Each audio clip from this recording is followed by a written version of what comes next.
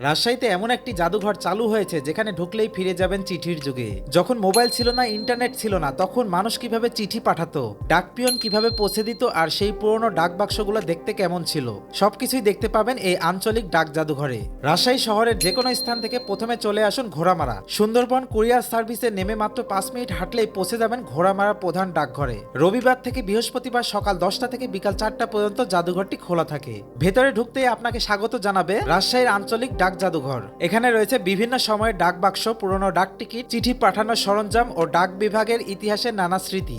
একটু সামনে এগোতেই মনে পড়ে গেল সেই সময়ের কথা, যখন যোগাযোগের সবচেয়ে বড় মাধ্যম ছিল একটি চিঠি। হলুদ খামে লেখা চিঠি, ডাক পিয়নের অপেক্ষা, আর প্রিয় মানুষের খবর পাওয়ার আনন্দ। এইসব স্মৃতি যেন আবার জীবন্ত হয়ে উঠেছে এখানে। এখানে এমন অনেক জিনিস রয়েছে যেগুলো এখন প্রায় বিলুপ্ত।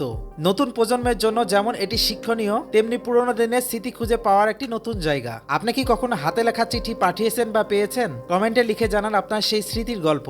রাজশাহীর ইতিহাস ও ঐতিহ্যের একটি অসাধারণ অংশ এই ডাক জাদুঘর। সময় সুযোগ হলে অবশ্যই একবার ঘুরে আসুন, আর ভিডিওটি শেয়ার করে আপনার টাইমলাইনে রেখে দিন, যাতে পরে সহজে খুঁজে পেতে পারেন।